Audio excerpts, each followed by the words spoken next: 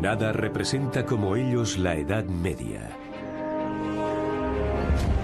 Los castillos nos recuerdan tiempos dramáticos. Están rodeados de mitos y leyendas.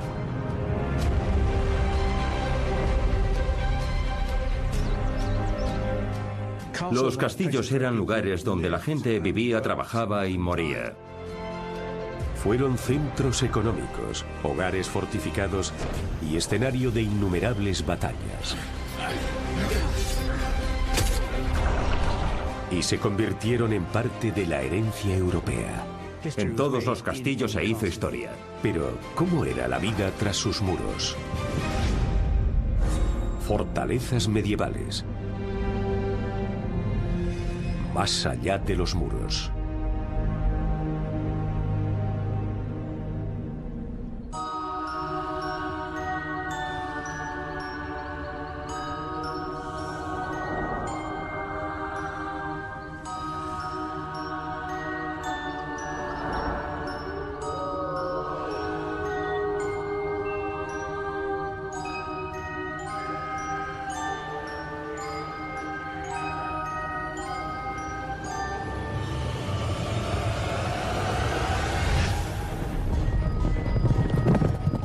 Sobre el año 1000 después de Cristo, todavía imperaba la ley del más fuerte. De la seguridad propia y de la de su familia debía ocuparse cada uno.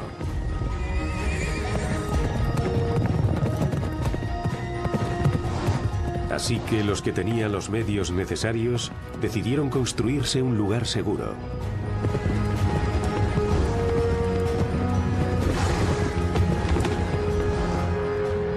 Refugio impenetrable para los enemigos. Esa era la función de los castillos, y fueron muy eficaces durante todo el medievo.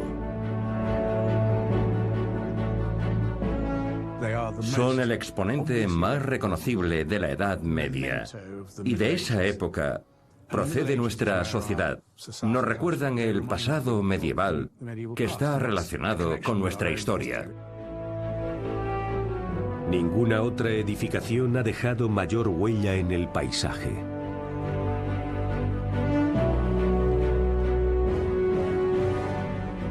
Por toda Europa encontramos estos testigos mudos de la Edad Media. A veces estaban a la vista unos de otros. Y no había dos castillos que distaran entre sí más que un día de marcha.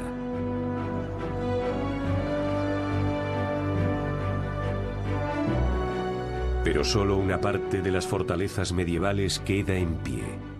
A menudo, solo su nombre ha sobrevivido. Por toda Europa, miles de nombres de calles y topónimos dan testimonio de su inmenso número. Ciudades como Ratisbona, Newcastle, Belgrado o Castel Gandolfo conservan el término de su origen en su nombre. Burgstrat, Radianska na Mesti o Plaza del Castillo recuerdan lugares donde hubo castillos medievales. El tipo de castillo más popular fue el construido sobre una montaña. Esa ubicación ofrecía protección de posibles atacantes, además de una estupenda vista del territorio circundante y de los enemigos que se acercaban. Mientras que en terreno llano necesitaban medidas de fortificación adicionales, un foso, por ejemplo, para mantener a raya a los atacantes. Era incluso más práctico si podían usar un lago o un río como foso natural.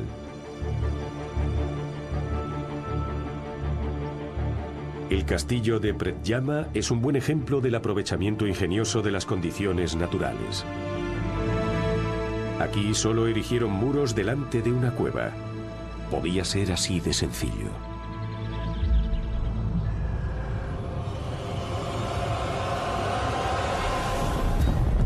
Durante la Alta Edad Media, muchos castillos seguían haciéndose de madera. La fortaleza de piedra estaba lejos del alcance de los nobles corrientes. Los llamados Anales de Colmar dicen: los nobles menores del campo tenían pequeñas torres que apenas podían defender contra otros caballeros. Los castillos grandes o lugares fortificados eran una excepción. Pero hasta las sencillas torres de madera ofrecían cierta protección, y los entonces bosques densos de Europa proporcionaban madera en abundancia. Era un material de construcción cómodo, y así el castillo de madera se convirtió en el modelo estándar de las primeras fortificaciones medievales. Una torre de madera en un monte puede ser algo básico, pero cumple su propósito como bastión defensivo, y ya muestra muchos de los rasgos de sus sucesoras de piedra. La torre descansa sobre una colina artificial llamada mota. El término, al igual que el diseño arquitectónico, es de origen francés. La mayoría de las torres estaban rodeadas por una empalizada de madera y, si era posible, por un foso. O sea, que se dan los mismos elementos defensivos que en los castillos posteriores.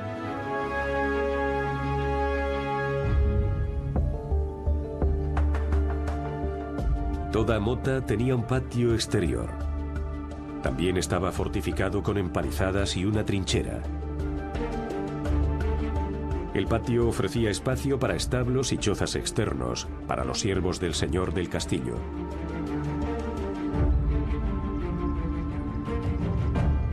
En Francia y en Gran Bretaña, la mota de madera sobrevivió en la forma de sus hermanas de piedra, los torreones o donjon.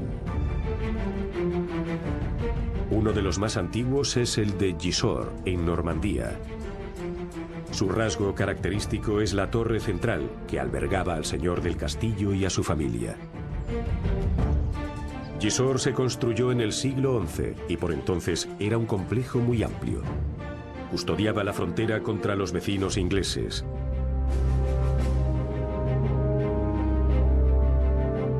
En Inglaterra también hay una mota de la época normanda. El castillo de Windsor fue construido por Guillermo el Conquistador como parte de un anillo de fortificaciones alrededor de Londres. Windsor es uno de los castillos más grandiosos que existen en Europa. Es uno de los grandes castillos de Guillermo el Conquistador, y su principal legado no es el edificio, sino su distribución, que es muy característica y conocida en Inglaterra, al igual que la de un par de sitios más, entre ellos Arundel.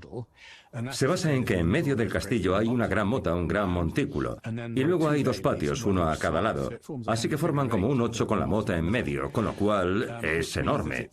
Y es uno de los mayores castillos que existen en Europa.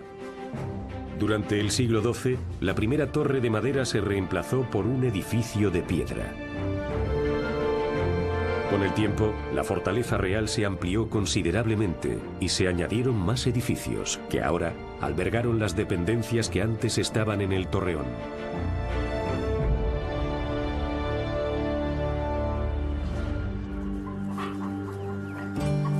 Aparte del castillo de Windsor, la mayoría de los castillos medievales eran más bien humildes. La vida aquí no era nada lujosa.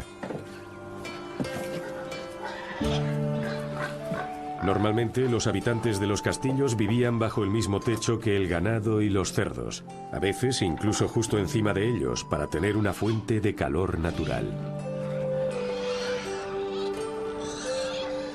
Aun siendo caballero, está rodeado por ovejas que balan, ganado y personas con zuecos. El ruido y el ajetreo son constantes. Así resumía un noble la vida en su castillo.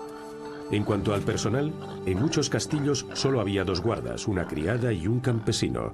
Y eso era todo. Pero después, durante los siglos XII y XIII, con la ascensión de la dinastía Staufen, la construcción de castillos empezó en serio. Durante su reinado como emperadores del Sacro Imperio Germánico se construyeron no menos de 15.000 castillos. Para los Staufen, los castillos eran un medio para asegurar el poder. Como aquí, en el Palatinado, cubrieron Europa con una auténtica red de castillos. Los castillos alemanes más famosos que uno suele recordar son los construidos en los siglos XII y XIII bajo la dinastía Hohenstaufen, que por lo general tienen una muralla cortina alrededor, bastante sencilla, y además torres muy altas, no residenciales, sino defensivas, llamadas Wehrfriede. Así que ese castillo alemán con las Wehrfriede, el gran bloque en medio que constituye el palacio y la muralla externa alrededor, es algo que no se ve en Inglaterra. Es una variante distinta, aunque su propósito, el de ser un castillo, es el mismo. Según un dicho medieval, el padre del emperador Barbarroja siempre tenía un castillo cerca cuando viajaba por el país, extendiendo así su dominio sobre el territorio. Muchos nobles siguieron el ejemplo de la dinastía imperial y erigieron castillos también. Bajo los Staufen, los castillos se convirtieron en un rasgo prominente de Europa central. El imperio de la dinastía se extendía desde el Mar del Norte al sur de Italia.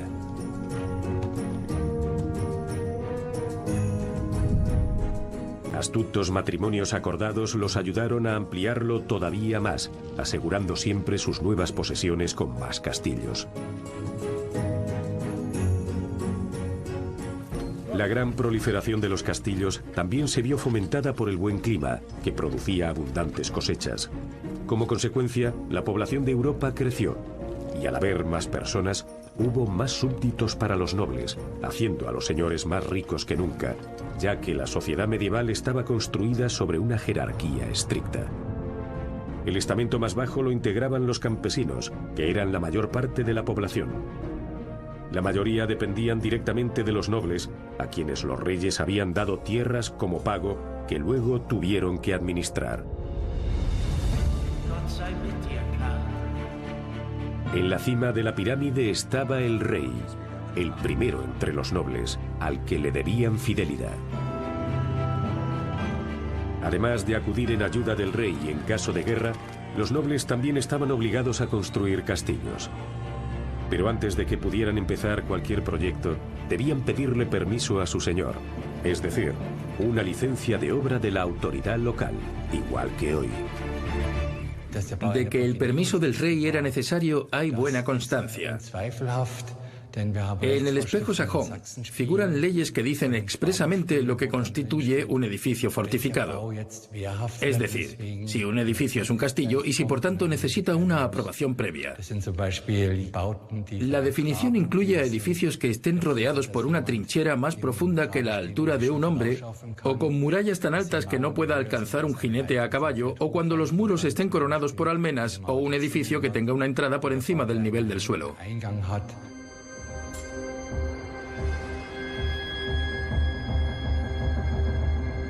El castillo de Eltz, sobre el río Mosela, es un típico ejemplo del auge de los castillos durante la época Staufen.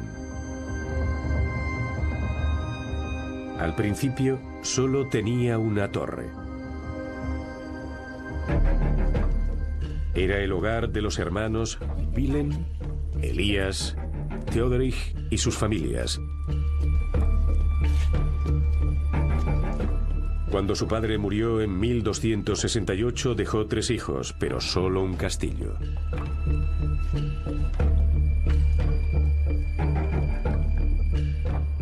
Esa especie de comunidad en vivienda compartida se llama también comunidad hereditaria. La convivencia tan cercana provocaba fricciones.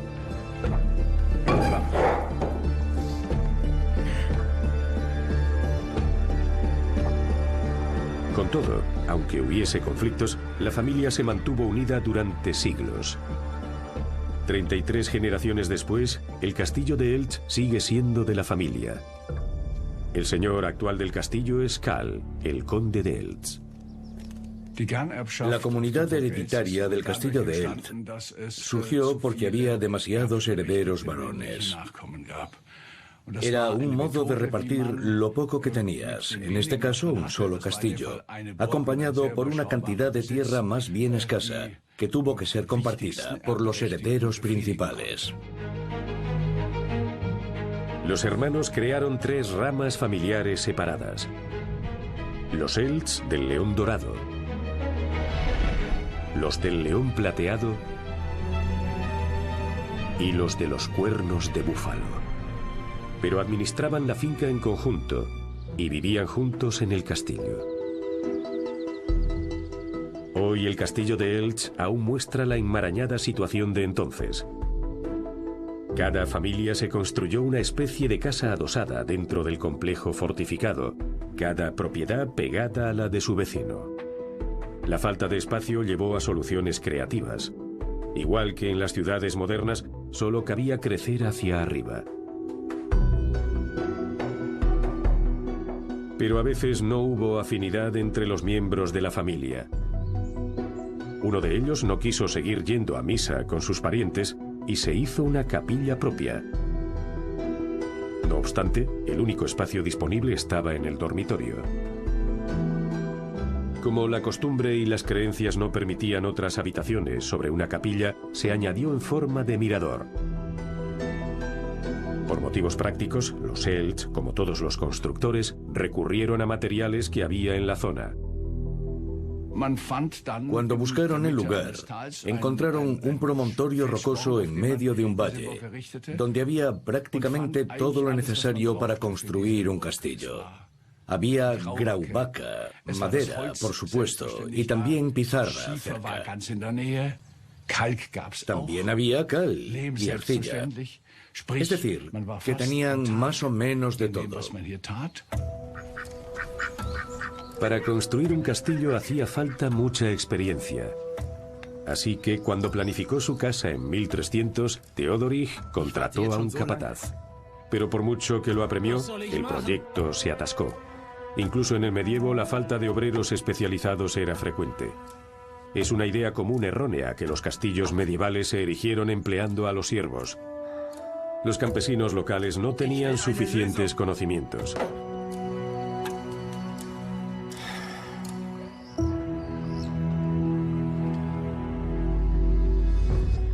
Unos arqueólogos franceses se han propuesto investigar en persona qué habilidades se necesitaban para construir un buen castillo.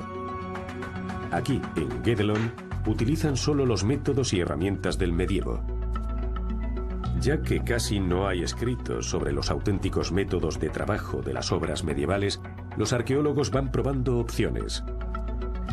Por ejemplo, cuando hay que manejar la grúa de rueda, una de las innovaciones más importantes y revolucionarias del siglo XIII. Para subir un bloque de piedra ahora solo hacían falta 2 corredores dentro de la rueda y el que manejaba la grúa, mientras que antes se necesitaba la fuerza de una docena de hombres. Las obras aquí en Guédelon empezaron hace unos 20 años. Se cuenta con terminar el castillo en 2023. Hay 50 empleados permanentes que trabajan en él todo el año, más otros 200 ayudantes estacionales. Según se calcula, una cuadrilla medieval de 75 hombres tardó solo 5 años en erigir el castillo.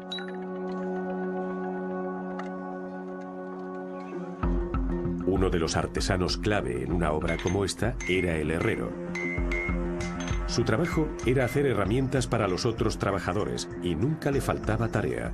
El desgaste era inmenso. Ya solo los canteros utilizaban hasta 2 juegos de mazas, martillos, azadas, picos e innumerables cinceles cada día. Hoy no es diferente. Tiene que haber un continuo flujo de herramientas para mantener la obra en marcha.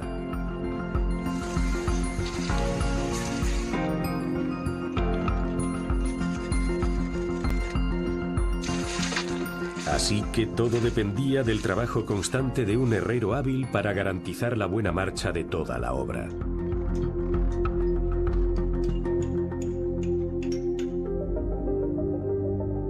A simple vista, se aprecian una serie de marcas talladas en las piedras.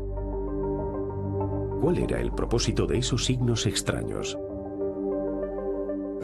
La explicación habitual es que esas marcas eran un método de contabilidad. Cada cantero marcaba los bloques que había terminado y le pagaban según la suma final. Pero puede que esos signos sirvieran también para indicar la posición en que debían colocarse los bloques. O sea que la investigación ha demostrado que la interpretación de esas marcas como orgullosas firmas de artista puede descartarse. Los canteros podían ser los artesanos más artísticos, pero también estaban sujetos a las órdenes de un maestro de obra que les decía qué hacía falta y supervisaba su trabajo. En Elche, mientras tanto, las cosas al fin tomaban forma. Aunque no a gusto de todos. El diseño de Theodorich causó tirantez en la armonía familiar. Por si eso no bastara, las condiciones de trabajo no eran nada fáciles. Y luego, por supuesto, estaba el dinero. Construir un castillo era muy caro. Puede que no tanto como una catedral, pero el coste era muy elevado. Un noble menor tardaba de 10 a 20 años en poder terminar su castillo, es decir, casi toda la vida. No puede compararse una obra así con la de un chalet moderno en la costa u otro proyecto inmobiliario. En la muy jerarquizada sociedad medieval, tan solo un 8 o un 10% de la élite podía permitirse tener un castillo propio. Si eras acaudalado, normalmente podías permitirte una cuadrilla de unos 90 hombres. En el castillo de Elche, los hermanos siguen en desacuerdo. Por entonces, no había seguros médicos en caso de accidentes. El constructor no tenía la obligación de indemnizar por un miembro roto, si alguien se caía de un andamio o acababa enterrado bajo una pared derrumbada. Pese a todo, el trabajo debía continuar. El tiempo era escaso, ya que la construcción se restringía a las estaciones cálidas. Al llegar el invierno, toda la obra debía detenerse. Durante la estación fría, la mayoría del tiempo se pasaba tras los muros. Así que los que tenían medios se aseguraban de que el interior ofreciese la mayor comodidad posible. Poco mobiliario original de los castillos medievales ha sobrevivido. Pero en Guédelon nos hacemos al menos una idea de cómo podían ser las habitaciones y el cuidado que se dedicó, por ejemplo, al suelo.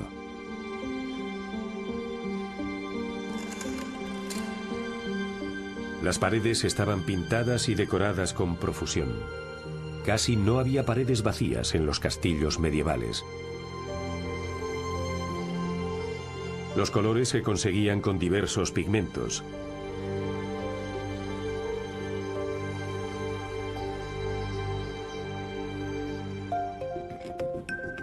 La variedad, no obstante, no era aún tan amplia como la actual. Solo se usaban ingredientes naturales para obtener colores.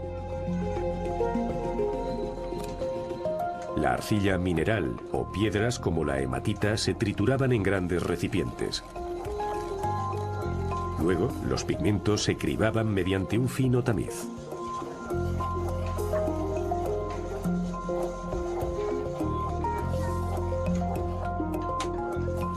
Por último, se mezclaban con agua y aglutinantes como clara de huevo, resina o aceite. Y después pintaban motivos decorativos en las paredes. En el castillo de Elche adornaron las paredes con ornamentos florales. Un diseño oriental traído aquí por los cruzados. En el medievo también hubo tendencias y modas. Lo mismo ocurre con los muebles, pero la tendencia general era más bien minimalista. Las habitaciones no estaban muy amuebladas. En los documentos del siglo XV aparece una cama y un baúl, a veces un armario empotrado. En el salón había tablones todo alrededor a modo de asientos. Una mesa, 2 sillas, quizá 4. Así que el salón estaba escasamente amueblado. La frase levantar la mesa probablemente viene de que solo había un tablón con un soporte debajo, parecido a las de IKEA de ahora. Y al acabar la cena se retiraba y quedaba espacio para bailar. Los muebles en esa época tenían multitud de propósitos. Los baúles eran un objeto muy común. Servían como contenedores, cajas fuertes o se llenaban con arena para apagar incendios. Y también servían de asiento. Los armarios no se hicieron habituales antes del fin del medievo. Por entonces, los baúles estaban abarrotados de prendas que ahora se producían en abundancia y surgió la necesidad de más espacio de almacenaje. Sobre esa época, el estilo sobrio y sencillo dio paso a la decoración opulenta. El mobiliario pasó a ser símbolo de estatus. Su decoración elaborada servía para subrayar la posición social de sus propietarios.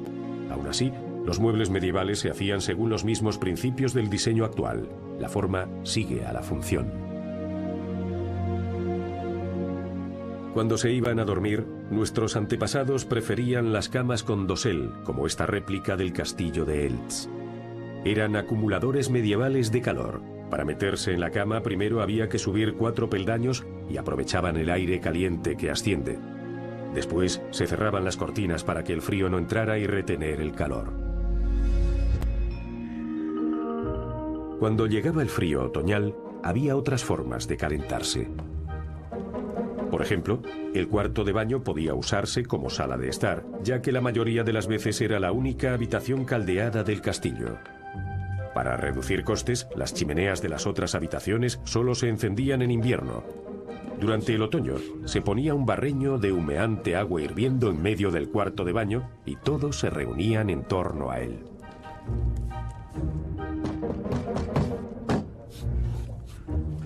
Cuando había invitados, no obstante, podía haber algún malentendido. Las casas de baño medievales eran famosas por su libertinaje, pero hay un momento y un lugar para todo.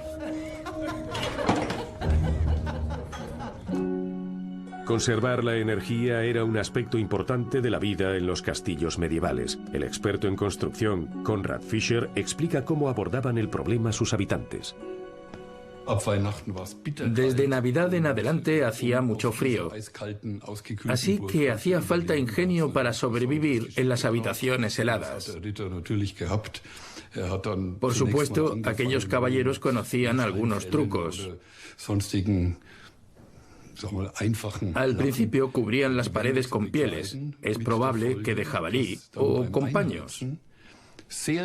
Cuando la habitación se calentaba, las pieles y telas también lo hacían. El siguiente paso fue forrar con madera las paredes, con lo que daba la impresión de estar en una cabaña de madera. Toda la habitación se forraba con finos paneles de madera. Los paneles surtían el mismo efecto que las pieles. Su superficie se calentaba, ya que la madera es un estupendo material aislante. Con el tiempo, esos paneles pasaron de moda y se sustituyeron por algo nuevo: los tapices de pared. Con ellos los caballeros podían cubrir grandes superficies, y cuando se encendía fuego en una habitación, los tapices se calentaban y ofrecían calidez y bienestar, por no mencionar, por supuesto, su valor decorativo. Los tapices eran los cómics del medievo. Las historias que contaban tenían la función de instruir y también entretener. Sus protagonistas eran tanto santos cristianos como semidioses paganos. Durante los largos meses de invierno no había mucho que hacer y la vida en un castillo podía ser bastante aburrida, pero la gente en el medievo se adaptaba al ritmo de las estaciones. Improvisaban conciertos tocando el arpa de boca o el violín, o jugaban a algo. El ajedrez y el backgammon eran populares entre los nobles y sus señoras, mientras que los sirvientes preferían una partida de damas. Jugaban a los bolos, y también probaban suerte con juegos de pelota. El verano, sin embargo, era la estación para ir de caza, un pasatiempo típico de la nobleza. La variante más prestigiosa era la cetrería. El emperador Federico II incluso lo convirtió en un arte. Escribió un libro muy popular sobre ella que se convirtió en el manual estándar para los cetreros hasta bien entrado el siglo XIX. Pero la vida en el castillo no era solo diversión. Sus dueños también debían abordar temas más serios. Por término medio, un castillo sufría un asedio cada 75 años. La mayoría del tiempo había paz, al menos en la superficie. Bajo ella, no obstante, las cosas podían ser muy diferentes. 2 generaciones después de los 3 hermanos Elch, surgieron conflictos en su castillo. Puede que hubiese casas separadas para cada rama, pero había demasiadas personalidades distintas para convivir sin chocar. En una dinastía como la de los Elch, con la herencia compartida, por supuesto que había roces constantes de un tipo u otro. Así que para gestionar los conflictos de modo civilizado, se elaboraron las llamadas cartas de tregua entre las partes, que más o menos regulaban la convivencia. Fue una especie de constitución que incluso estipulaba lo que pasaría si matabas a alguien en una disputa. Como en 1372, cuando John, de los Elch del Búfalo, mató a su hermano Henry, de la rama del León Dorado. El motivo no quedó claro, pero ese acto llevó a elaborar una carta de tregua en 1430 que decía: no se harán daño entre sí, ni físicamente ni contra sus posesiones, sino que se protegerán y ayudarán mutuamente siempre que sea necesario. Y si era necesario, se reunían en la Sala de los Caballeros. La Sala de los Caballeros era el lugar donde los varones de la familia se reunían para resolver los conflictos. Era como una reunión de propietarios. Era un evento acordado, con intención de resolver allí todos los problemas que hubiese. La sala tiene 2 detalles destacados. Uno de ellos es el de las cabezas de los locos, que simbolizan la libertad de expresión. Así que todos los presentes no solo pueden decir lo que quieran, sino que se les anima a hacerlo, sin miedo a que los demás se ofendan. Después está la rosa del silencio, que significa que todo lo que se decida aquí no saldrá de este lugar.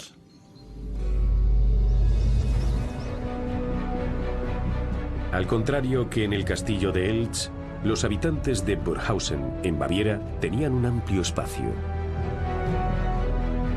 El de Burghausen es quizá el castillo más largo del mundo.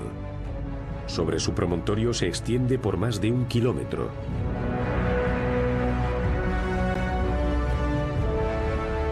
En un tiempo perteneció a los duques de Baviera-Landshut, una rama de la dinastía Wittelsbach que reinó en Baviera durante siglos.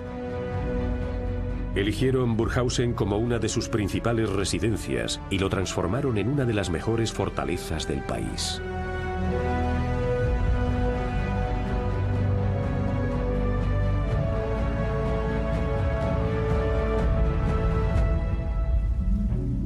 La fortaleza está situada cerca de una importante ruta comercial, el río Salzach. La vía fluvial llevaba mercancías desde Austria y hasta incluso a Italia y a todas las zonas del Sacro Imperio Romano. Todos los barcos estaban obligados a parar aquí. En otras palabras, Burghausen era una estación de peaje. Sus libros de cuentas muestran que los ingresos anuales eran inmensos, y en el folclore, los duques pronto se convirtieron en los ricos Wittelsbach, sobre todo gracias a un producto especial que se transportaba por el río Salzach. El primer motivo de que este lugar se eligiera para construir un castillo fue el comercio de la sal. Era un bien muy preciado por entonces y se llevaba al norte por el Salzach. Y aquí había un cruce y un puerto, así que los duques tenían derechos de peaje. Por tanto, primero los duques y luego con el tiempo también los Wittelsbach ganaron una fortuna aquí. El castillo principal, en la cima del promontorio, se convirtió en la tesorería de los Wittelsbach y Burghausen fue transformado en uno de los castillos mejor protegidos de todo el imperio. Las ganancias del comercio de la sal permitieron que los Wittelsbach vivieran con esplendor y transformaran el castillo en una auténtica corte y una sede de poder. Hasta 200 hombres, mujeres y niños vivían aquí. El edificio principal estaba reservado para la familia y el séquito inmediato.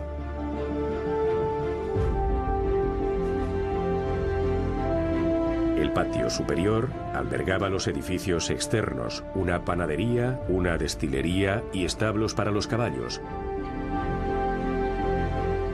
cuyo número era aún mayor que el de sus habitantes. Se tenían a mano para el transporte, la caza y en caso de guerra.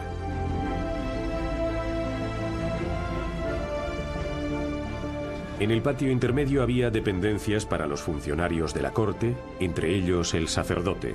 Después estaba el arsenal, donde se almacenaban las armas junto con grano, cerveza y otras vituallas. Caballerizos, mozos de cuadra, cocineras, criadas y otros sirvientes tenían que apañarse en el patio inferior junto con el ganado. La vida diaria estaba regulada estrictamente. Una orden de la corte establecía el lugar de cada uno en las 40 mesas durante la cena según la categoría social. Las mesas de delante estaban reservadas para los miembros más importantes del personal. Los recién llegados, tales como los artesanos, ambulantes, debían sentarse en el otro extremo del salón. Alimentar a tantas bocas requería una gran cantidad de recursos. Por eso, los Wittelsbach, como muchos otros constructores de castillos, habían elegido un sitio bien ubicado, entre una red de rutas comerciales.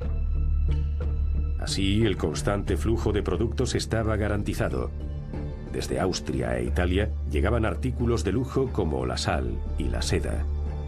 El ámbar llegaba al sur desde el mar Báltico, e incluso podían encargarse especias e incienso a lugares tan lejanos como Oriente.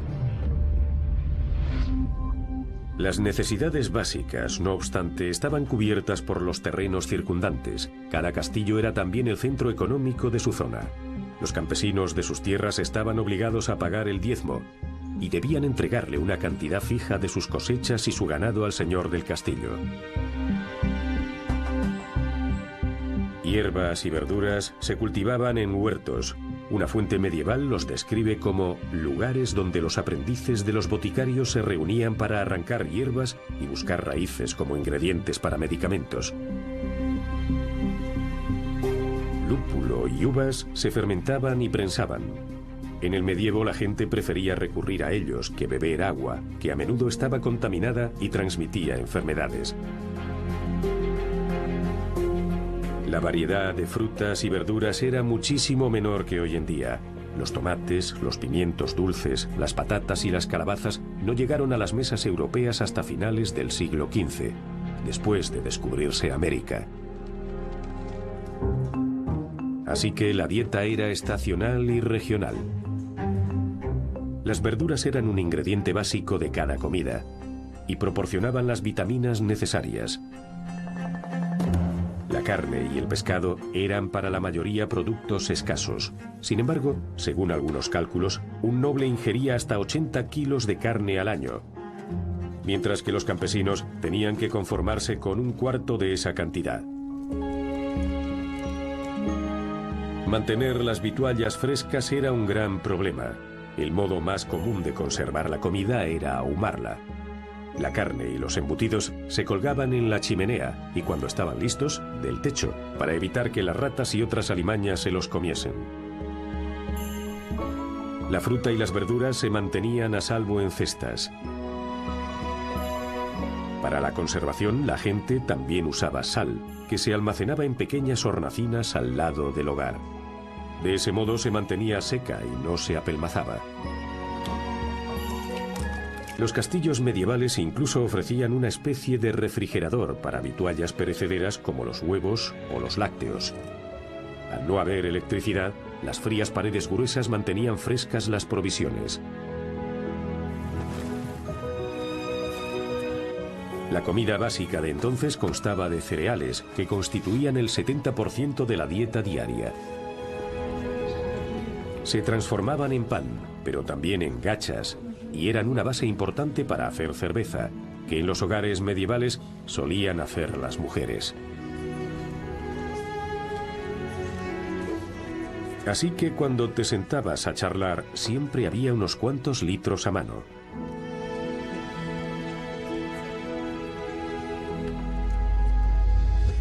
Lo que nos lleva a otra cuestión urgente. ¿Dónde hacían sus necesidades? Había al menos un retrete en cada planta.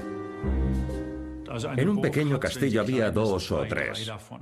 Había uno en la torre para el vigía, para evitarle bajar cuando tenía ganas de orinar. Había algunas excepciones. Por ejemplo, si la torre estaba dentro del patio interior, lo que impedía hacer un retrete, así que tenía que apañarse con un cubo. Pero en general, había excusados en todas partes. En los grandes castillos imperiales había hasta 20 o 30. Los retretes se hacían en las paredes externas. Una puerta los separaba de las salas interiores, pero en el medievo solía dejarse abierta mientras el señor del castillo hacía sus necesidades y, sin cortarse, seguía conversando con quien estuviese presente. La intimidad por entonces se desconocía. Y para los guardias de servicio había instalaciones especiales.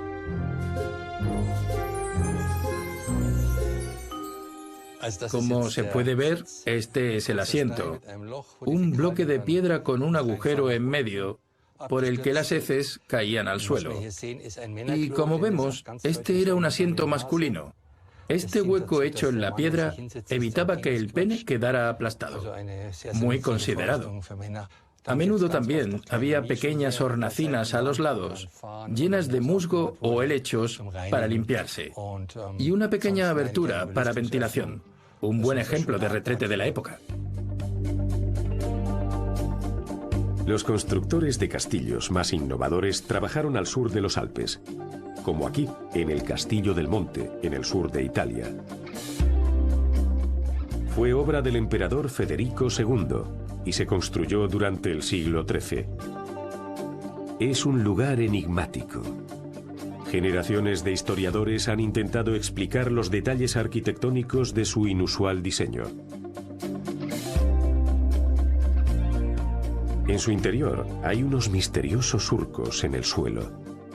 ¿Cuál era su propósito? Dos investigadores creen que han descifrado su significado. Los arquitectos Giuseppe Falacara y Ubaldo Oquinegro han estudiado el Castillo del Monte a fondo durante años. Estaban convencidos de que el agua fue el tema principal del edificio. El castillo parece haber sido nada menos que un auténtico balneario. El Castillo del Monte se creó con una serie de avanzadas instalaciones técnicas destinadas a captar agua de la zona de alrededor. Son muy similares a otras instalaciones antiguas de este tipo. El agua se extraía del subsuelo, pero también había cisternas en la cima de 5 de las 8 torres que se encargaban de recoger el agua de la lluvia. Las cisternas están conectadas a una ingeniosa red de conductos que llevaban agua a todas las habitaciones del castillo. Un inteligente uso de la gravedad proporcionaba incluso suficiente presión en todas partes. Fue una obra maestra de ingeniería. Otro detalle para el que no se encontraba explicación eran las molduras decorativas que hay en toda la planta superior del castillo. Un detalle arquitectónico que nos llamó enseguida la atención fue el de las molduras de la planta superior. Son en realidad canales cilíndricos que se usaban para recoger la humedad de las habitaciones. La condensación de las paredes goteaba hacia esos espacios huecos y luego se llevaba fuera. Así que podemos decir que esas molduras tenían una doble función. Por un lado eran prácticas, pero también eran decorativas al mismo tiempo.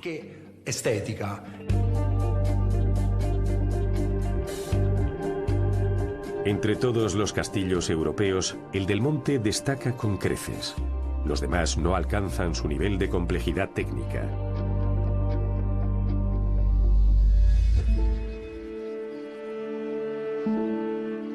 Incluso unos 100 años después de que se construyera el templo italiano del bienestar, en el norte aún seguían peleando con los problemas más básicos. Muy a menudo los habitantes de los castillos estaban a oscuras, incluso durante el día, ya que todas las aberturas se cerraban con contras de madera, pergamino o paja para evitar las corrientes y el aire frío. Había pocos dueños de castillos que pudieran permitirse paneles de cristal. En el siglo XIV, si el presupuesto era escueto, las ventanas de vidrio Crown ofrecían una opción.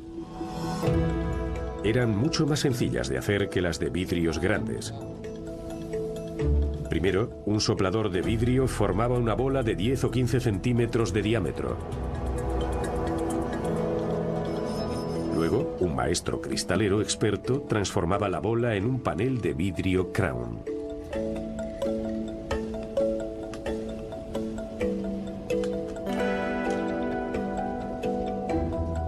Los pequeños paneles se fijaban después en un marco de plomo.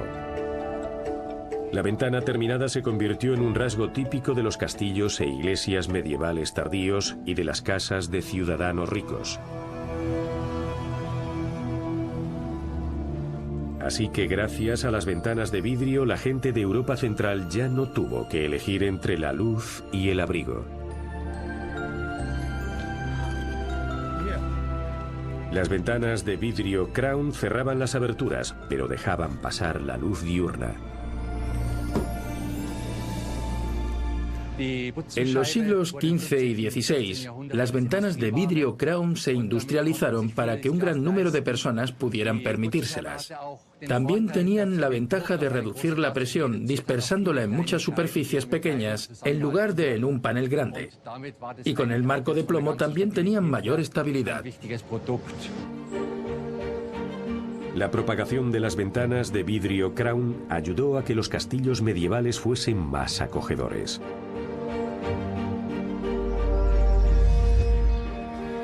El castillo real de Vincennes, al este de París, también se fue haciendo más lujoso desde su concepción inicial como pabellón de caza. Con el tiempo, el château se convirtió en una de las principales residencias de la familia real. Todavía posee el torreón medieval más alto que se haya construido. Abarcaba tanto terreno que podía albergar a todos los integrantes de la corte francesa. Los mejores escultores y canteros recibieron el encargo de convertir las salas del castillo en imitaciones de basílicas góticas. Cerca del final de su vida, el rey Carlos V de Francia encargó que se construyera una capilla magnífica en Vincennes. Las inmensas ventanas son de lo más destacado del diseño. Plasman el Apocalipsis de San Juan. Pero los benefactores también fueron inmortalizados en las imágenes.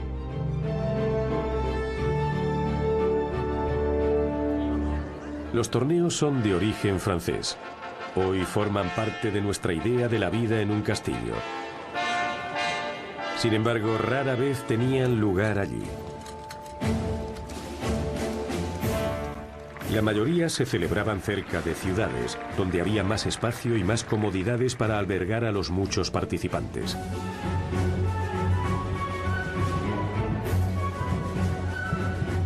Dada la comparativa pequeñez de un castillo, celebrar en él grandes eventos como un torneo era imposible.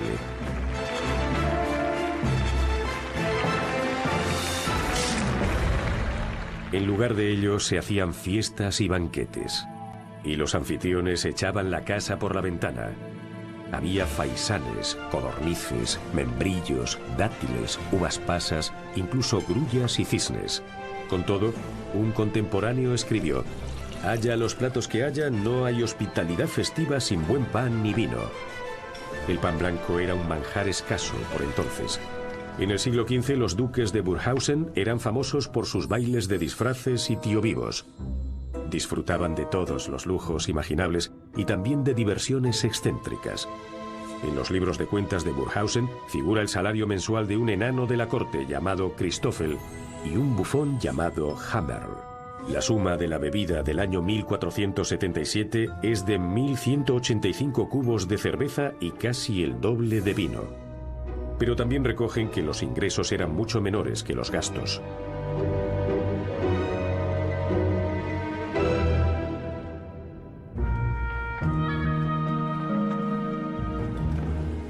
Sobre todo la duquesa Hedwig, que vivió en el castillo desde 1479 a 1502, era muy gastadora. Mientras que su marido era más bien tacaño, y le molestaba bastante el derroche de su esposa.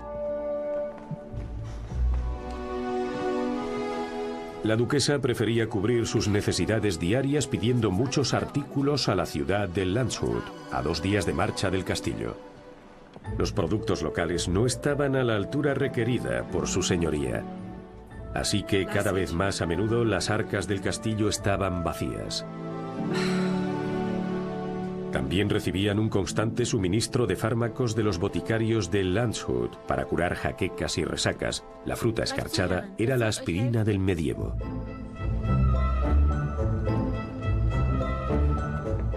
Pero no había cura para la galopante merma que afectaba a las finanzas del castillo. Además, la casa de Wittelsbach se fue endeudando por las guerras constantes y estaba dividida por disputas de herencias. Al final, tuvieron que dejar Burghausen y su antigua residencia cayó en el olvido. Fue un destino compartido por muchos castillos, pero de algún modo siguen existiendo. Los castillos siempre han suscitado ideas, tanto de tipo intelectual como fantástico. E incluso en el medievo, la idea del castillo era casi tan importante como su construcción. Y el simbolismo del mismo, la asociación con la caballería, era algo más bien mental que material. Los castillos dejaron huella en Europa más allá de la Edad Media. Algunos se han reconstruido y aún se usan como vivienda. Son un exponente de la época medieval y un nexo visible con nuestro pasado. Sus ruinas nos recuerdan un interesante capítulo de la historia y aún hoy nos cautivan con embrujo magnético.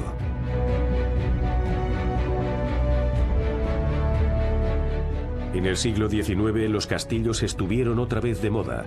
Su leyenda arraigó por toda Centroeuropa, haciendo que se construyeran nuevos castillos con diseños medievales. Por entonces, por supuesto, ya no se construían como medio de defensa. No eran más que gigantescos caprichos, surgidos de la glorificación romántica del medievo, como este de Neuschwanstein. Pero también son prueba de la constante fascinación que aún sentimos al contemplar estas poderosas fortalezas medievales. Fortalezas medievales. Enemigo a las puertas.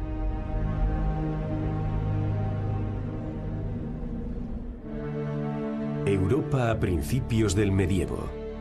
Fue el inicio de una nueva época. Un momento en el que los castillos se convirtieron en símbolo de estatus. Bastiones de poder para nobles ricos como el conde Otto de Hammerstein. Los castillos eran el orgullo de la élite, una morada a su altura.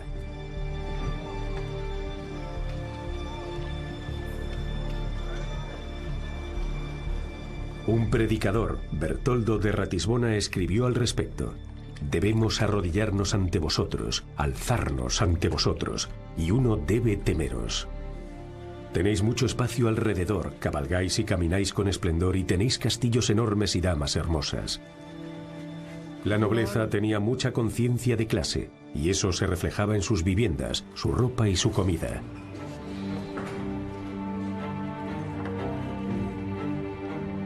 Pero esta mañana, Otto de Hammerstein y su esposa tuvieron que conformarse con simples gachas y pan, y solo había agua en vez de vino.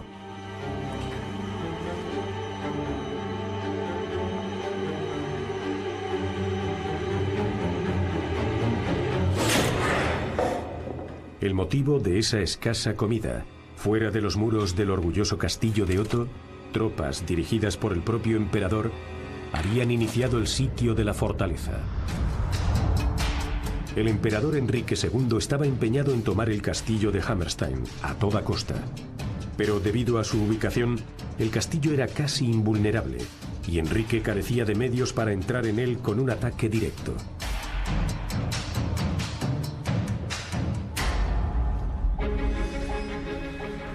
Hoy, en el monte sobre el Rin, solo quedan ruinas del castillo de Hammerstein, que dicen que fue de los primeros del Valle del Rin Medio. La vegetación cubre hace tiempo los muros que se erigieron a principios del nuevo milenio. Según dicen, el propio Otto construyó el castillo y le puso el nombre de Hammerstein. Las posesiones de su familia se extendían hacia el este del Rin Medio.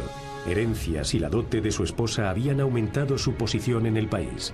una creciente amenaza para el emperador, cuyo poder era cuestionado sin cesar por nobles envalentonados de todo el reino. Otto, por ejemplo, tenía varios castillos distribuidos por todo su feudo, como una red, con los que reforzar su poder. O al menos eso parecía, porque los castillos como tal eran meras fortalezas estáticas, bases seguras para los soldados situadas en puntos estratégicos como valles, ríos y lagos para pacificar y administrar el país. Durante el siglo XI, sus fortalezas eran mayormente castillos de madera con mota y patio, que eran económicos y rápidos de construir, asegurados por empalizadas y fosos como barrera para contener a los intrusos no deseados. Igual que hoy, sea en forma de valla de jardín o muro de fábrica. Si querías ir a lo seguro, construías con piedra, siempre que los fondos y recursos de la zona circundante lo permitiesen. Para cualquier atacante, un castillo de piedra maciza con una torre y muros altos era todo un reto.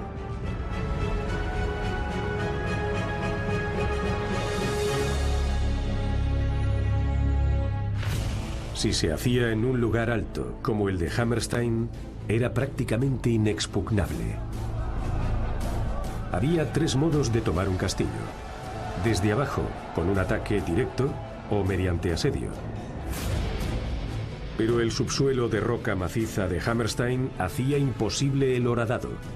En las laderas empinadas no podían instalarse torres de asedio ni catapultas. Por tanto, la única opción era atacar la puerta del castillo. Pero solo había un modo de llegar allí, si querías llevar un ariete: el estrecho camino de acceso bajo la muralla.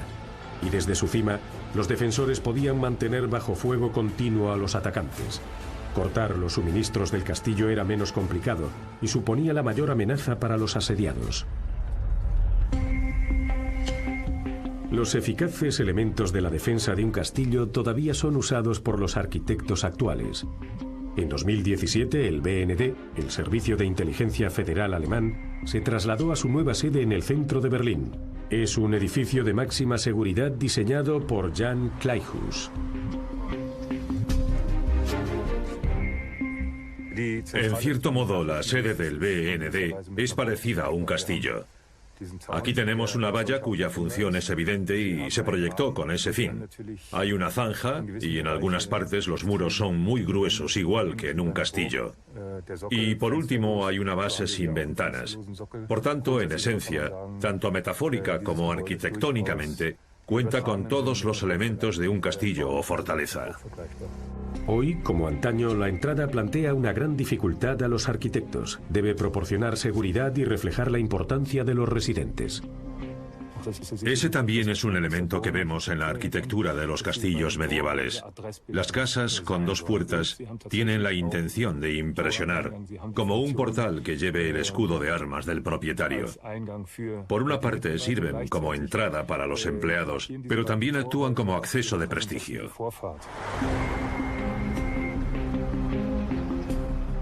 En la Edad Media, los señores de los castillos también consideraban la entrada como un elemento para lucirse.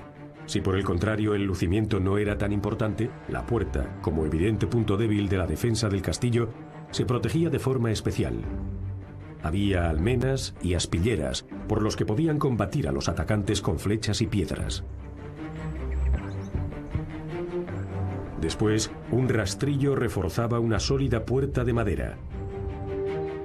Desde el final del Alto Medievo se instalaron puentes levadizos para cortar el acceso a las puertas, y no había puente levadizo sin zanja. La zanja o foso era el medio más sencillo para detener a los atacantes del castillo. Fuese excavada o tallada en la roca, las máquinas de asedio solo podían acercarse a los muros después del laborioso relleno de la zanja.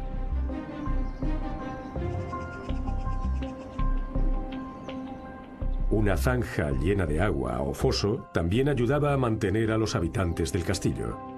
En él había carpas o crustáceos, como cangrejos, que se servían en la mesa del señor del castillo.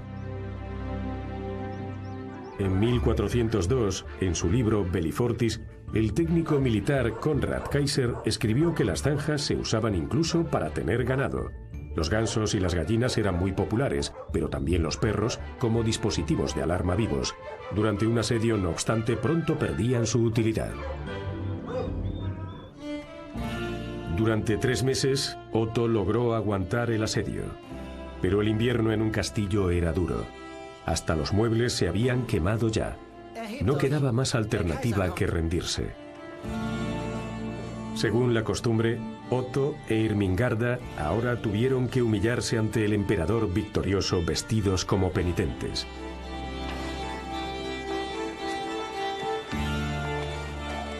Descalzos y con vestimenta sencilla, salieron a ver a Enrique.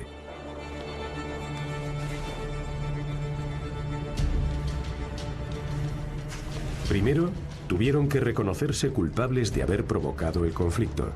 Después, tuvieron que implorar perdón. Enrique II no otorgaba clemencia con tanta facilidad como sus antecesores. Para él, la piedad era solo una opción. En caso de resistencia pertinaz, no dudaba en imponer la pena de muerte a un aristócrata adversario. No obstante, Otto e Irmingarda no acabaron en el cadalso, pero no escaparon sin castigo.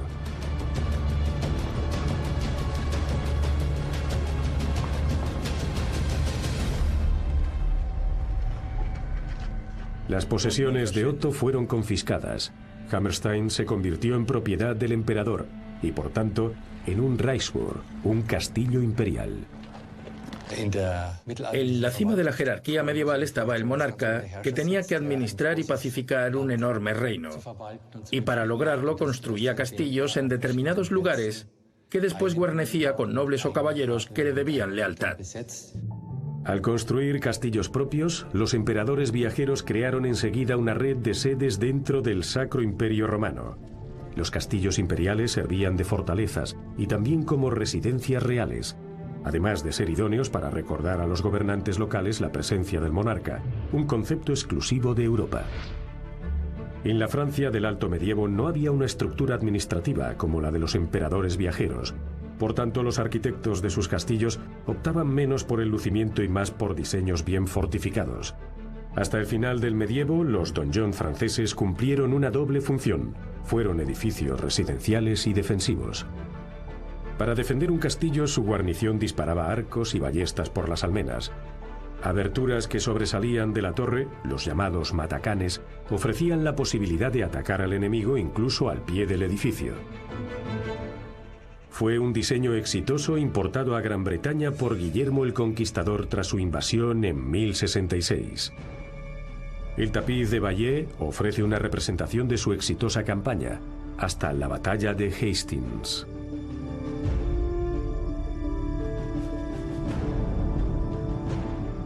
También muestra los pilares de su política de conquista, los castillos, mediante los que aseguró el país. Al final, había tomado o construido casi un centenar. Así, los rasgos de los castillos del norte de Francia se convirtieron en el núcleo de la arquitectura de los británicos. Pero al otro lado del canal, con el tiempo, prevaleció la planta rectangular, la llamada Torre del Homenaje o Torreón.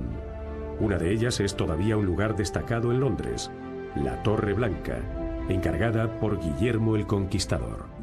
El fin de hacer algo como la White Tower, la Torre Blanca, es el de combinar 3 cosas en un solo edificio. Es una residencia, tiene fin defensivo. La Torre Blanca podría defenderse contra un ejército durante mucho tiempo. Y por último, y sobre todo, resulta imponente. Una torre siempre destaca en el entorno, llama la atención, refleja el poder de su propietario. Copiar la Torre Blanca se puso de moda en el siglo XII, y los detalles de su construcción fueron después una referencia para todos los diseñadores de torres.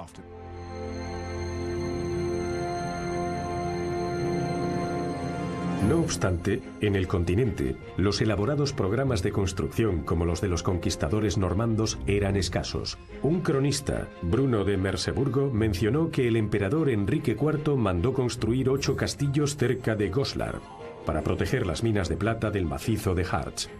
Como lo relata el cronista, las guarniciones enseguida se pusieron a someter, oprimir y explotar las tierras cercanas. Así que no solo los emperadores y reyes se beneficiaban de las nuevas sedes de poder. Los administradores, nombrados por los soberanos, fueron cobrando más importancia a medida que sus tierras e influencia aumentaban. En la Alta Edad Media, los llamados ministeriales formaron un grupo de nobles por mérito propio. Famosas dinastías como las de los von Pappenheim surgieron de simples administradores de castillos. Casi 100 años han pasado desde que Otto había desafiado al emperador. Ahora, el castillo de Hammerstein era también residencia de un ministerial llamado Ludwig, que sería testigo del declive de esa antaño orgullosa fortaleza. Los castillos no eran solo fortalezas para soldados y sus gobernantes, también eran grandes cámaras acorazadas para los tesoros de sus soberanos. Desde 1105, Hammerstein custodiaba el tesoro más preciado de todo el Sacro Imperio Romano, las joyas imperiales. La posesión de esos emblemas era vital para cualquier rey que quisiera regir el imperio.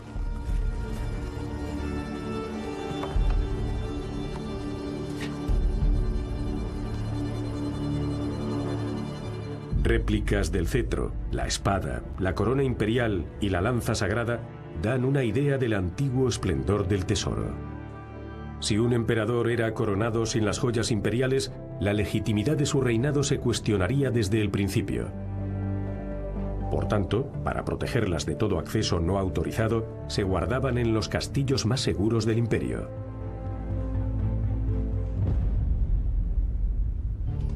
Pero para entonces, Hammerstein ya no era una opción de primera.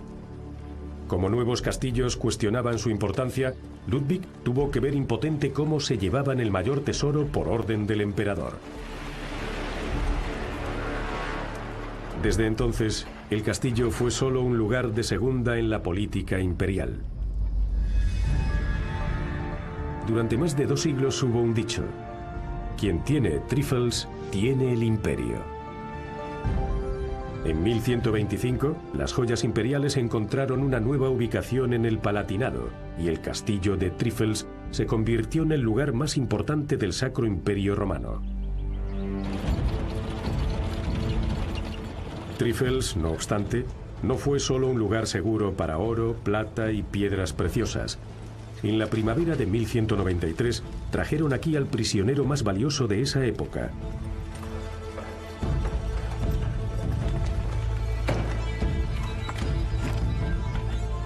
El rey de Inglaterra, Ricardo Corazón de León.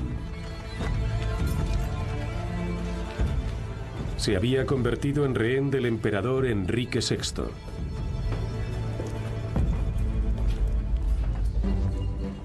Ricardo se había ganado muchos enemigos en Europa durante la Tercera Cruzada. Ahora tuvo que hacer el viaje a casa por tierra, disfrazado de peregrino. Pero cerca de Viena, en diciembre de 1192, su tapadera fue descubierta. A Ricardo no lo apodaron Corazón de León por nada. Era orgulloso y temperamental. Pero el destino lo convertiría en peón de una de las mayores extorsiones de la historia. El rey de Inglaterra fue arrestado. Pero un prisionero de su clase recibiría un trato acorde. Después de todo, el emperador esperaba un rescate digno de un rey por él, como era común cuando se retenía a un rehén aristocrático. Así que a Ricardo no lo metieron en una mazmorra siniestra, sino que, como se dijo, estuvo en confinamiento honorable. De todos modos, los investigadores actuales están seguros de que solo unos cuantos castillos tenían mazmorras lúgubres. Así que no todos los espacios con pinta siniestra de un castillo se usaban como mazmorra. La distribución a menudo llevó a deducir que los sótanos oscuros, incómodos e inutilizables de una torre se usaban como prisión.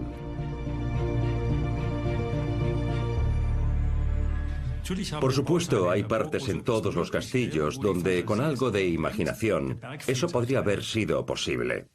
El sótano habitual de un torreón medía entre 6 y 8 metros de profundidad y solo era accesible desde arriba. Así que, en teoría, ese espacio podría haberse usado como mazmorra. Pero ¿cómo entrabas allí? Solo había un hueco por arriba. No creo entonces que se usara como mazmorra. Desde luego había excepciones, pero no era lo habitual. Para los prisioneros aristocráticos del emperador, las condiciones del confinamiento eran muy distintas. En 1113, el margrave Wipprecht de Groich, por ejemplo, estuvo retenido aquí, un caballeroso encarcelamiento como el rey de Inglaterra. Pero a su compañero de prisión, el arzobispo Adalberto de Maguncia, no le fue tan bien. Cuando lo liberaron se dice que estaba medio muerto, reducido a un esqueleto y con una larga barba gris. En 1194, un grupo de nobles sicilianos que habían participado en una conspiración contra el emperador y fueron encarcelados en Trifles sufrieron aún mucho más. Tras otro intento de asesinato 3 años después, Enrique VI hizo cegar a los prisioneros como represalia. A Ricardo, no obstante, no le infligieron tales crueldades. Durante su encarcelamiento, incluso disfrutó de todo tipo de ventajas. Se dice que incluso celebraba fiestas etílicas y combates de lucha con sus guardias. Y aunque bajo custodia, le permitían dirigir sus asuntos de Estado desde el castillo de Trifles. Dice la leyenda que lo encontró y liberó un trovador inglés itinerante. Pero la verdad es más prosaica.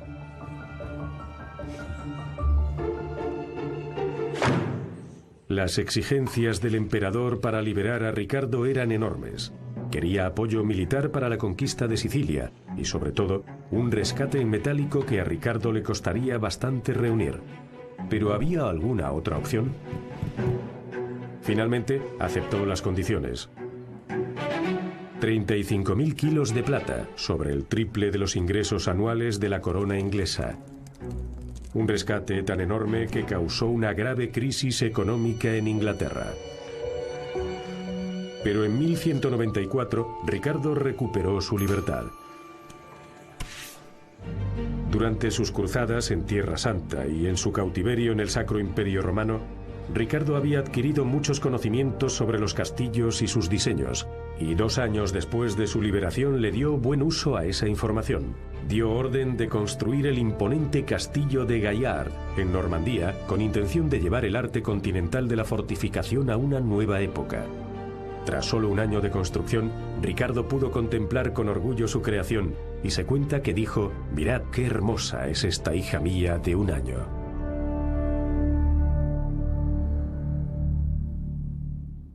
El castillo de Gaillard se consideró durante mucho el primer castillo que dio el paso revolucionario de la fortificación pasiva del siglo XII a la defensa activa. Hoy, esa afirmación no es tan rotunda, porque el castillo de Gaillard no tiene predecesores ni sucesores. Es muy difícil identificar un detalle concreto de la arquitectura militar del que pueda decirse, sí, eso aparece primero en el Levante y después en Europa. Y seguramente lo copiaron. Los cruzados en varios períodos volvieron con una idea, no de fortificaciones islámicas, sino bizantinas. Pero pasados solo 8 años, el intento de Ricardo de establecer un nuevo diseño arquitectónico para un castillo inexpugnable fracasó. En 2004, el rey de Francia, Felipe II, atacó el castillo de Gaillard con 6.000 hombres. Salvaron la primera muralla con una torre de asedio. Después, arrastrándose por una letrina de una zona inferior, llegaron al segundo patio. Desde allí excavaron un túnel y accedieron al patio central, donde tuvo lugar la última batalla. Durante los siglos anteriores había habido grandes avances en las técnicas de asedio bélico, y su efecto en el castillo de Gaillard fue inmediato.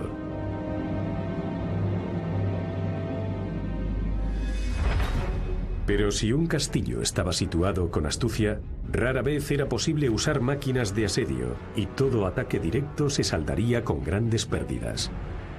Los mineros eran mucho más efectivos. Podían excavar trincheras protectoras hasta el propio castillo. Una vez allí, los tapadores, con sus picos, palas y cinceles, podían abrir huecos en la base de la muralla y darles a los atacantes un medio de acceso.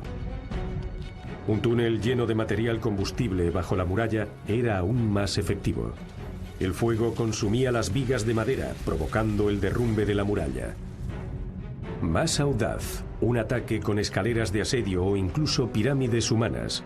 Hay relatos sobre ataques así hasta el Bajo Medievo.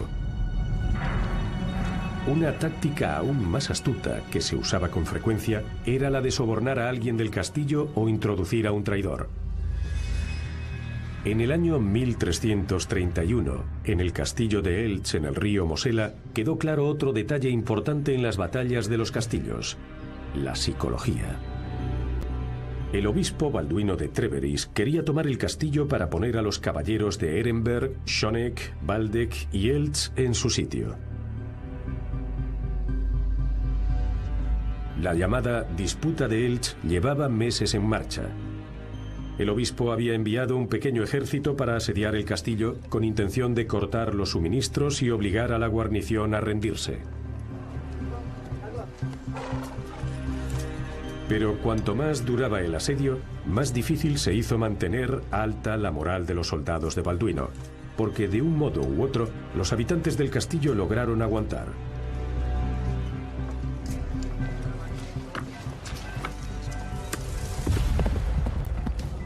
Una y otra vez, los Elche consiguieron introducir provisiones en el castillo. El asedio se había convertido en un juego interminable de escaramuzas. Y con el fracaso continuo, las filas del ejército asediador empezaron a mermar alarmantemente.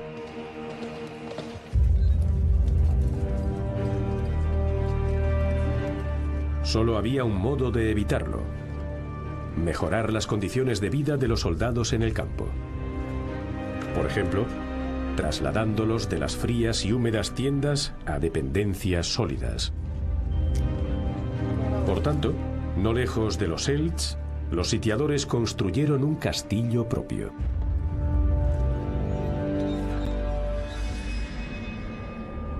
Hoy, solo quedan unas pocas ruinas de ese castillo de asedio o Trutzburg, a solo unos cientos de metros del propio castillo de Elche. En su recinto de forma cuadrada hubo antaño una torre vivienda protegida por un muro contra el castillo de Elche. Su ubicación es crucial. Pese a la proximidad de su fortaleza, los Elche no pudieron evitar su construcción.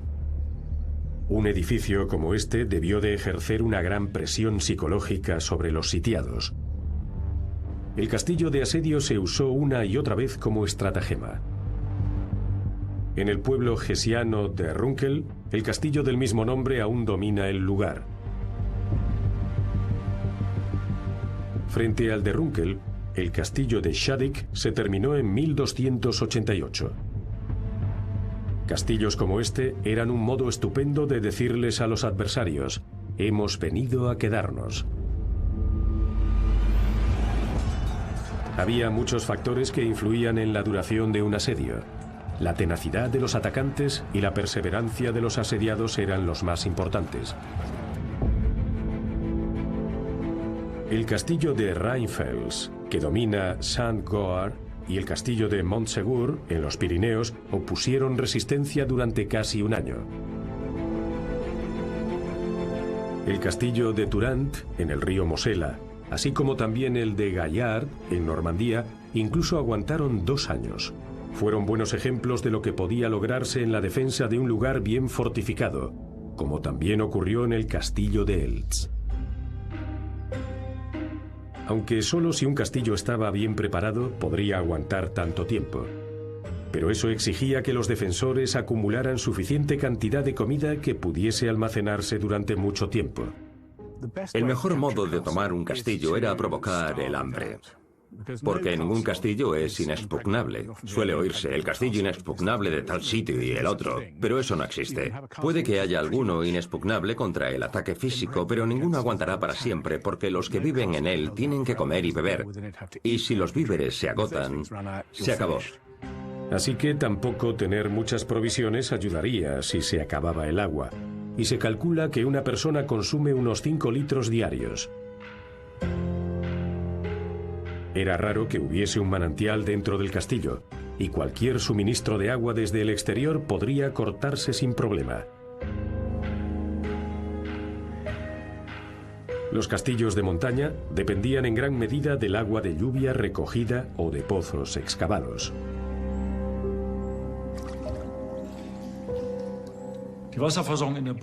El medio básico de suministro de agua en un castillo de montaña era la cisterna.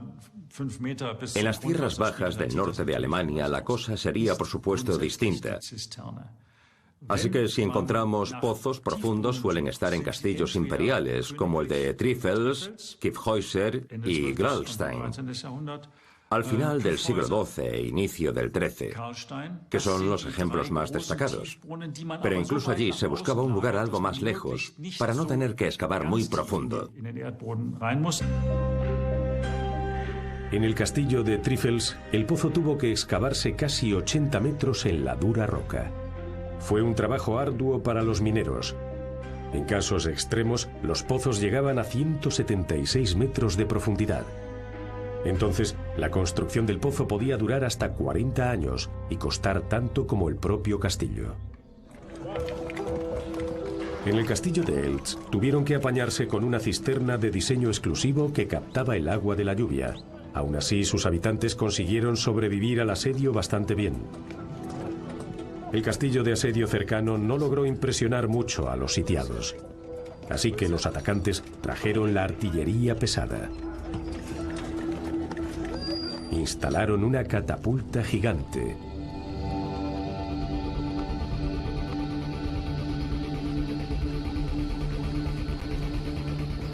Y entonces...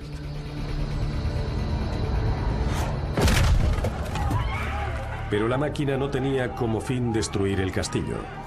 Solo era para sembrar el terror entre sus habitantes, que ya no podían salir al exterior sin arriesgar sus vidas. En 1333, el castillo de Eltz fue bombardeado con un fundíbulo como este. En la época lo calificaron de instrumentum diabolicum, instrumento del diablo. En el pueblo bávaro de Wunsiedel han construido una réplica. Y como es totalmente operativa, podemos poner a prueba la gran onda medieval en un campo de tiro de 130 metros. El artilugio de 16 metros de alto lo manejan Michael Fuchs y los miembros de la Sociedad Histórica de Wunsiedel. Se construyó siguiendo ilustraciones medievales y se ha adaptado a los estándares modernos solo en lo tocante a los requisitos de seguridad. La arqueología experimental que aquí vemos es un medio común para comprobar la autenticidad de textos antiguos. Según las fuentes medievales, los fundíbulos se usaban para disparar a objetivos a una distancia de entre 300 y 500 metros. Las pruebas han demostrado que a pleno rendimiento, los fundíbulos son capaces de lanzar bolas de piedra de 75 kilos a una distancia de 1 kilómetro y contra un objetivo de solo 5 metros cuadrados.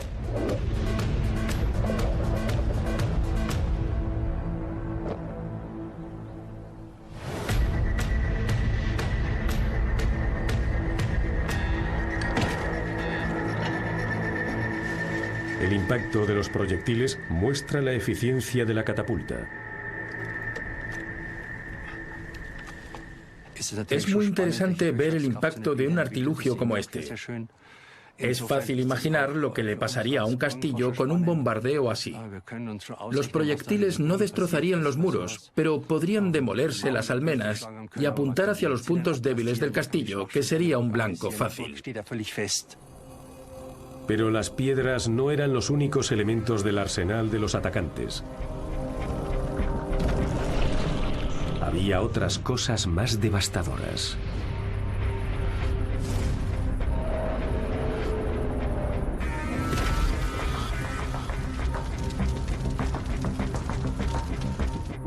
Uno de los que publicaron observaciones sobre la aplicación de aparatos diabólicos fue un ingeniero italiano de Siena llamado Tacola.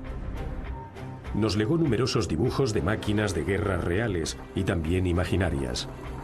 Incluso recomendó el uso de bombas incendiarias o animales vivos en llamas que correrían por el castillo incendiándolo todo. Por si eso no bastara, heces, carroña y cadáveres se usaban como armas bacteriológicas, con ánimo de propagar plagas y bajar la moral de los asediados.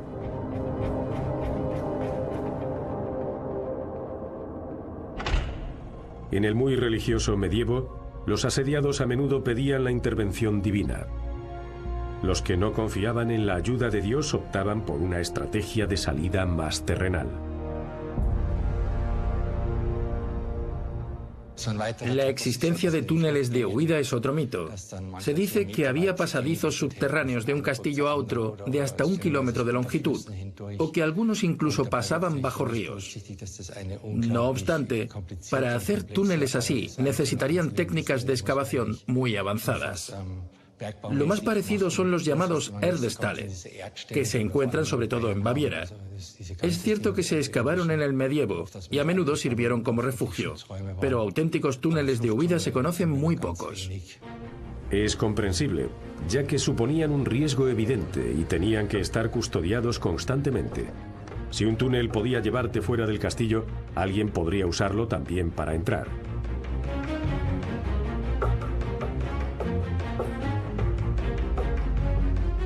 Los dueños del castillo de Elche rechazaron ese recurso de emergencia. En 1333, tras un fuerte bombardeo de Fundíbulo, los caballeros de Elche se rindieron. Tuvieron que aceptar a Balduino como su señor feudal, el cual los humilló todavía más dejándolos conservar su castillo, pero concediéndoles el castillo de asedio como feudo, que tendrían que mantener de su propio bolsillo. Pero 150 años después, había empezado una nueva época. En la Baja Edad Media, las armas de pólvora ofrecieron oportunidades de defensa desconocidas hasta entonces. Como los vendedores actuales, que van de puerta en puerta, por entonces los vendedores de cañones viajaban de pueblo en pueblo y de un castillo a otro. Como a todos los vendedores de cualquier época, a menudo los consideraban una molestia. Aún así, el interés en artilugios militares o superarmas eran tan comunes entre los caballeros medievales como lo es entre los dictadores sedientos de poder actuales.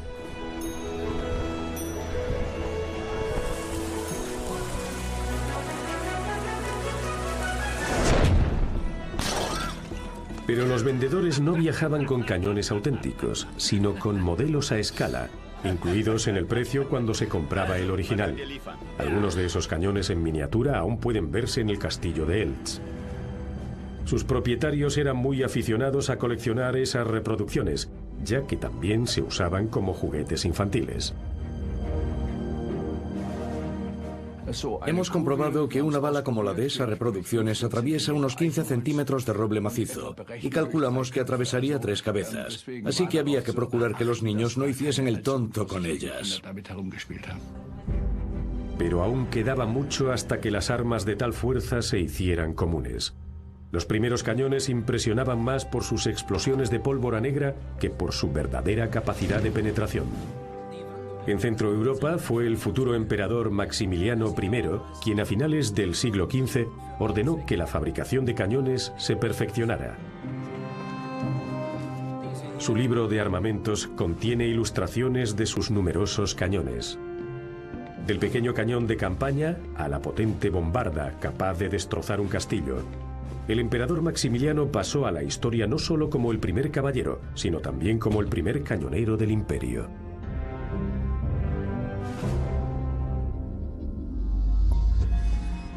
Las nuevas armas exigieron nuevos medios de protección. Hasta entonces las fortificaciones se habían diseñado solo para aguantar un ataque de soldados a pie, arietes y misiles, o para mostrar el estatus social del propietario. El torreón, por ejemplo, que desde el siglo XII en adelante fue un elemento característico de los castillos centroeuropeos, no tenía ningún fin militar, sino que era un símbolo de poder bien visible. Durante el siglo XIII, la muralla escudo era otro elemento hecho para impresionar. Aunque, como era bastante alta y enorme, actuaba como muro protector para resguardar el resto del castillo contra el bombardeo de las grandes catapultas. Al mismo tiempo, se introdujeron las casas del guarda, torres auxiliares que sobresalían de la muralla, rastrillos y puentes levadizos. Desde el siglo XIV en adelante, el patio externo se hizo popular como defensa adicional para repeler a los atacantes a pie.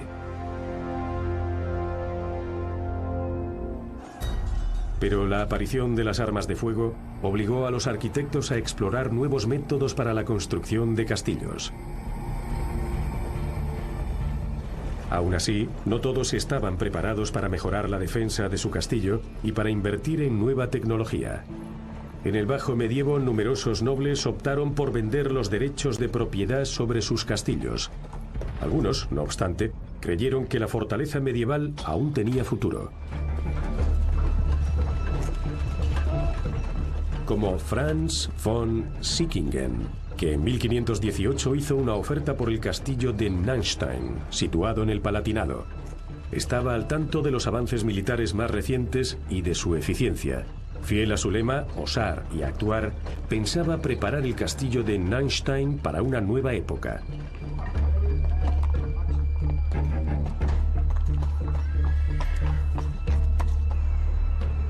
Para von Sickingen, arquetipo del caballero ladrón, la ubicación del castillo era perfecta como refugio tras sus asaltos. En lo alto del Landstuhl, Nanstein se erige sobre una enorme roca roja que le dio su nombre. Durante más de 3 siglos había dominado la zona, pero no estaba preparado para el fuego de artillería. Por toda Europa, los arquitectos idearon nuevos componentes para proteger los castillos contra las armas cada vez más potentes. En la Baja Austria, en el castillo de Arnstein, los propietarios usaron varios muros de bloqueo enormes para hacer más difícil el acceso a los atacantes al castillo interior.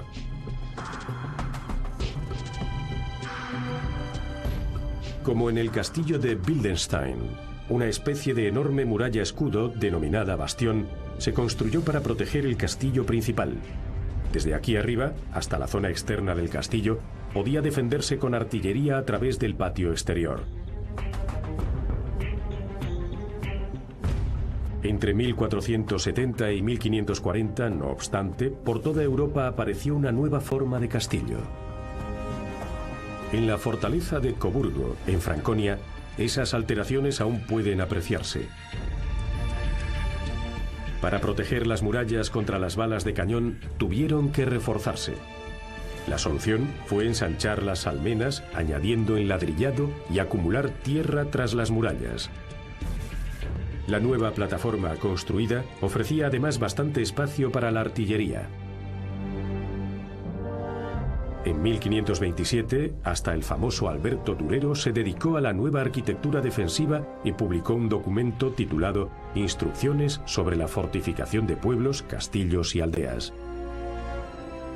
Mencionaba en concreto las torretas como nuevo medio de fortificación. Ofrecerían buena protección contra las balas de cañón de hierro, que al contrario que los anticuados proyectiles de piedra, en palabras de Durero, golpearían más fuerte.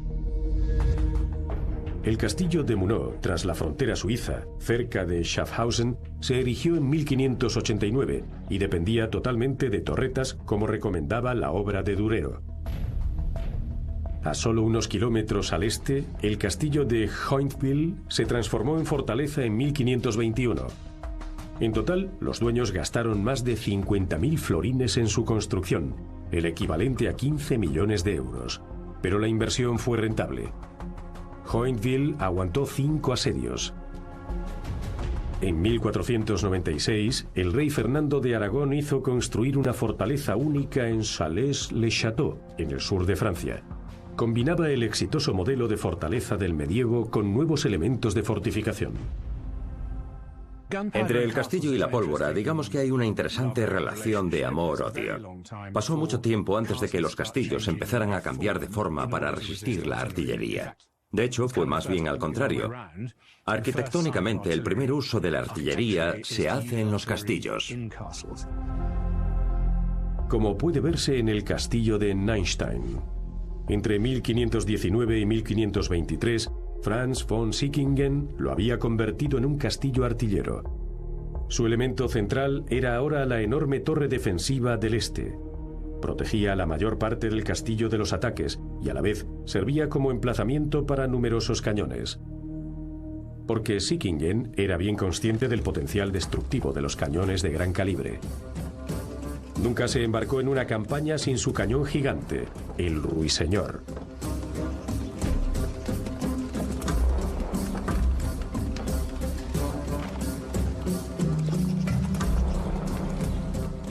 Incluso hizo grabar en él un verso. Ruiseñor me llaman, dulce y hermosa es mi canción, para quien la oye los días largos son. Un cínico aviso para los asediados. No obstante, la mera presencia de un arma tan monstruosa podía abrir las puertas de castillos y pueblos. Pero manejar un arma tan grande como el Ruiseñor podía dar problemas, sobre todo con el mal tiempo. Debido a su enorme peso, el monstruo a menudo se atascaba de camino y había que empujarlo poco a poco. Pero para von Sickingen el esfuerzo tuvo recompensa, ganándose la vida peleando contra otros nobles y sus castillos, así como contra pueblos enteros, y convirtiéndose en uno de los caballeros ladrones más temidos de su época. Insistía en el tradicional derecho del caballero a la disputa, es decir, a resolver problemas por las armas. Como las agencias de cobro actuales, los emprendedores de conflictos como Sickingen también hacían cumplir reclamaciones, estuviesen justificadas o no. Fue el último intento de los caballeros por salvar a su casta del olvido. Durante siglos habían sido las fuerzas de élite de los campos de batalla europeos, obteniendo gloria y considerable riqueza. Ahora, la infantería y las armas de fuego los habían sustituido, acabando con su principal forma de ingresos.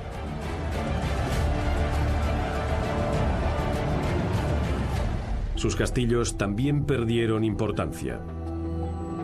Los núcleos del Nuevo Mundo eran las ciudades, donde el poder y la influencia, el comercio y la innovación iban de la mano. Los antiguos símbolos de poder no eran más que recordatorios de un pasado orgulloso. En el antiguo centro de Nuremberg aún puede verse la Nassauer Haus.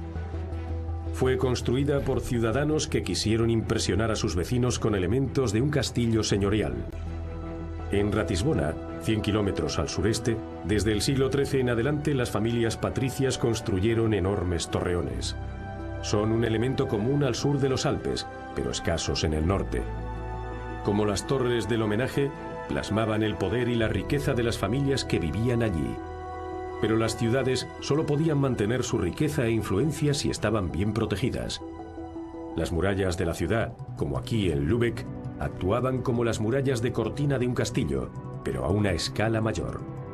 Si una ciudad era rica, era mucho más fácil mejorar sus defensas, como se ve en la maqueta de la ciudad de Ingolstadt, hecha por Jakob Sattner. En el siglo XVI se añadieron no menos de 8 bastiones a la muralla medieval de la ciudad.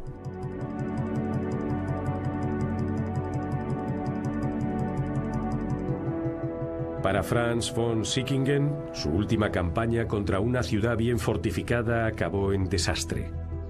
En 1522, Treveris aguantó sus cañones durante 5 días, sin tener que llorar un solo muerto. Von Sickingen tuvo que retirarse y además huir de una coalición de príncipes que lo persiguieron hasta el castillo de Neustein.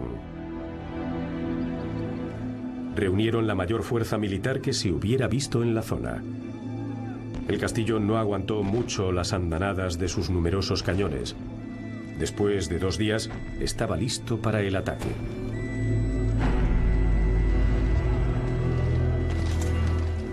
Franz von Sickingen había resultado herido por cascotes caídos de los muros del castillo.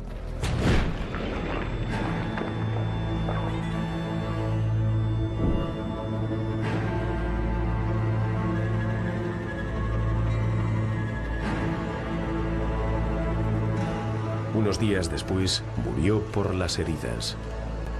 Neustein quedó en ruinas y nunca volvió a servir como fortaleza defensiva.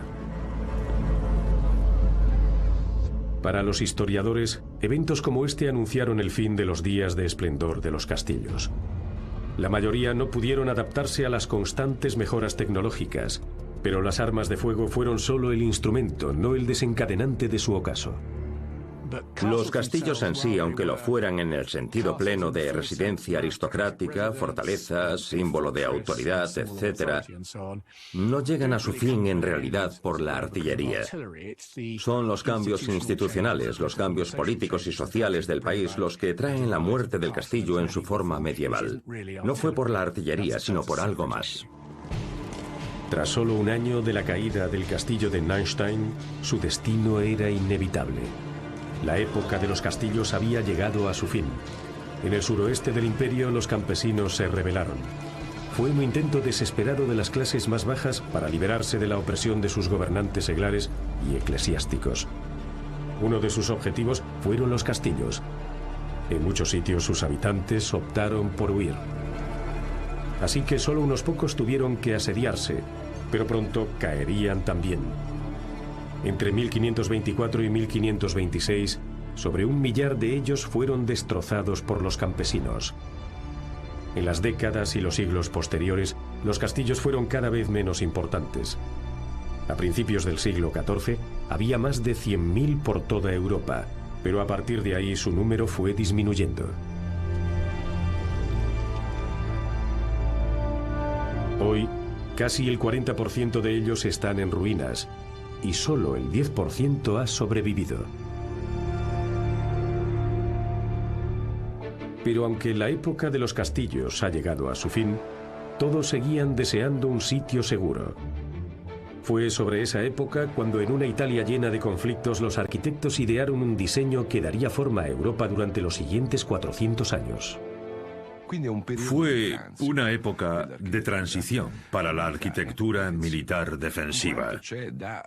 Los ingenieros tuvieron que buscar soluciones para proporcionar los mejores medios de protección ajustados a las nuevas circunstancias. Se necesitaban fortificaciones que pudiesen aguantar el nuevo armamento, ya que Italia durante el siglo XVI estuvo en constante estado de guerra. Los baluartes se convirtieron en enormes bastiones que sobresalían de las murallas defensivas como puntas de flecha. Desde ellos, todos los rincones frente a la muralla podían cubrirse con armas de fuego. Al principio, esas innovaciones solo sirvieron para proteger castillos residenciales, pero esos lugares pronto perderían su carácter residencial. En Jülich, por ejemplo, el diseño de un arquitecto italiano transformó un llamado palacio bastionado en una ciudadela, usada solo con fines militares. Fortalezas como esta son las sucesoras militares de los castillos medievales. Hasta el siglo XX seguirían dando forma a los conflictos armados de Europa.